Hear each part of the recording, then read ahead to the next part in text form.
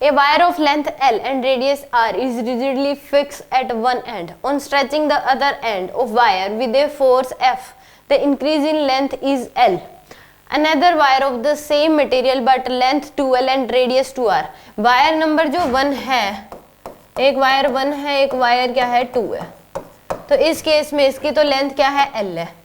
Length क्या इसकी L है, F का फोर्स लगा है इस केस में और इसका जो इंक्रीजिंग लेंथ है वो क्या है L के बराबर है। ए वायर ऑफ रेडियस इसका क्या है R। अब दूसरी वायर है जिस केस में जो इसके उसकी लेंथ कितनी है 2L के बराबर है, रेडियस जो वो क्या है 2R, stretch with a force of 2F के फोर्स से इसको स्ट्रेच किया गया। ये बताना है कि इंक्रीज इन लेंथ क्या होगी, यानी कि L डैश की वैल्यू आपको बतानी है क्या होगी। तो हमें पता है कि डेल्टा L जो होता है वो किसके बराबर होता है, FL बाय में गामा A। ये होगी डेल्टा L मतलब इंक्रीज इन लेंथ, L की जो वैल्यू है यहाँ पे L लिख ही सकते हो जो क्वेश्चन के हिसाब से अगर लिखना है तो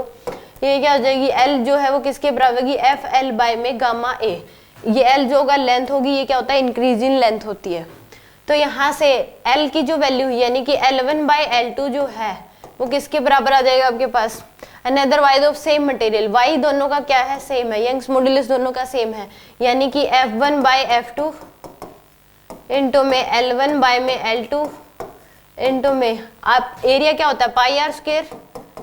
ये होता है यानी कि R2 का स्क्वायर डिवाइड बाय में क्या हो जाएगा R1 का स्क्वायर। तो यानी कि L1 की जो वैल्यू है वो क्या दे रखी है L डिवाइड बाय में L2 इक्वल टू F1 की वैल्यू F है, F2 की वैल्यू 2F है इंटू में L1 बाय L2 यानी कि L1 की वैल्यू L है और ये क्या है 2L इंटू में R2 बाय R1, R2 की वैल्यू क्या है 2R है और इसकी वैल्यू R है, यानी कि 4R स्क्वायर डिवाइड बाय में क्या आ जाएगा R स्क्वायर। तो ये से कैंसिल, L से L कैंसिल, F से F कैंसिल, तो यानी क्या आ जाएगा आपके पास 0, यानी कि L2 की जो वैल्यू है वो किसके बराबर आ जाएगी, L के बराबर ही आ जाएगी, यानी कि इस केस में आंसर क्या आ जाएगा, फर्स्ट ऑप्शन क्या है इसमें करेक्ट है।